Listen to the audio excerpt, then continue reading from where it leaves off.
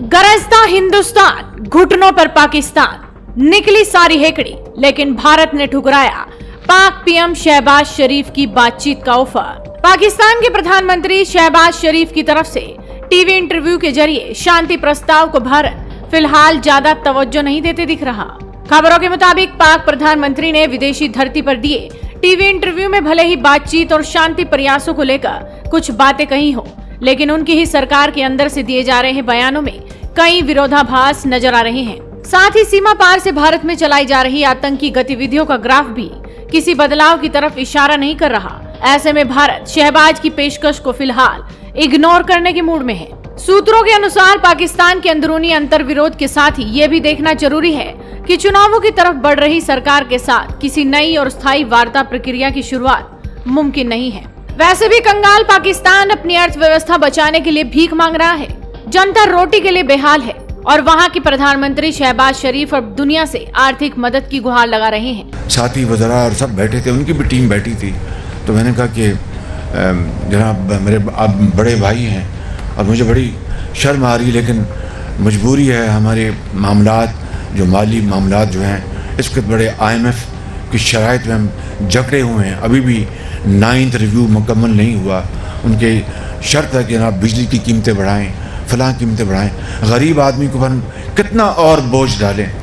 बहरहाल ये तफसील तो मैंने उनको नहीं बताई। मैंने कहा कि मसाइल आप जानते हैं, आप मुझे हमें $1 अरब और दे दें। शहबाज शरीफ ने भारतीय प्रधानमंत्री नरेंद्र मोदी के साथ बातचीत की इच्छा जताई और कहा कि भारत से 3 युद्ध लड़कर पाकिस्तान ने सबक सीख लिया है। इससे हमें केवल कंगाली, गरीबी और बेरोजगारी ही मिली है।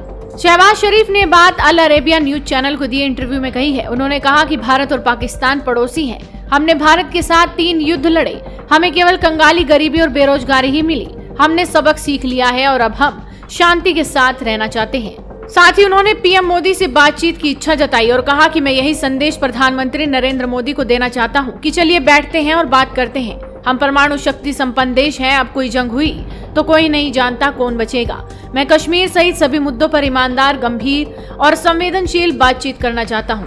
अब शहबाज शरीफ ने अल अरेबिया को दिए इस इंटरव्यू में तो साफ तौर पर यही इच्छा जताई थी, लेकिन उसके बाद पाकिस्तान के प्रधानमंत्री कार्यालय ने कुछ और ही बयान दिया। उन्होंने कहा कि पीएम ने इंटरव्यू के दौरान ये स्पष्ट रूप से कहा है कि कश्मीर विवाद का हल संयुक्त राष्ट्र के प्रस्तावों और जम्मू कश्मीर के लोगों की भावना के अनुसार होना चाहिए। उन्होंने ये भी साफ किया कि पीएम शहबाज शरीफ ने बार बार रिकॉर्ड पर ये कहा है कि भारत के साथ बातचीत तभी हो सकती है जब वो कश्मीर पर अपना 5 अगस्त 2019 वाला फैसला वापस ले। इसके बिना भारत के साथ बातचीत संभव नहीं। पाकिस्तान के प्रधानमंत्री शहबाज शरीफ का बयान ऐसे वक्त में आया है जब पाकिस्तान कई मोर्चों पर परेशानियां झेल रहा है।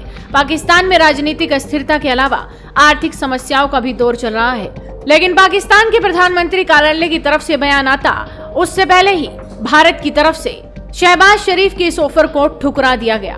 क्योंकि आपको बता दें कि पाकिस्तान में चुनाव की निर्धारित टाइमलाइन भी अगले कुछ महीनों की है। साथ ही जल्द चुनावों की संभावना को भी नकारा नहीं जा सकता। ऐसे में सीमित समय की गठबंधन सरकार के साथ बातचीत को आगे बढ़ाना संभव नहीं है। इसके अलावा पाकिस्तान में अगर सामान्य तरीके से जुलाई 2023 तक नई सरकार का चुनाव हो भी गया तो उसके कुछ महीनों में भारत में आम चुनावों का बिगुल बज जाएगा और भारत में मई 2024 तक चुनावी प्रक्रिया पूरी होगी। हालांकि भारत और पाकिस्तान के बीच बातचीत की संभावना पर अभी परीक्षा SCO यानी शंघाई सहयोग संगठन की बैठक में भी होनी है, जिसकी अध्यक्षता भारत के पास है। भारत की तरफ से अगले कुछ महीनों में अभी तक SCO विदेश मंत्रियों की बैठक का न्योता पाकिस्तान को नहीं भेजा गया है। और ऐसे में जब पाक पीएम शहबाज शरीफ ने प्रधानमंत्री नरेंद्र मोदी से बातचीत की इच्छा जताई तो भारत की तरफ से भी ये साफ कर दिया गया है कि अभी बातचीत संभव नहीं।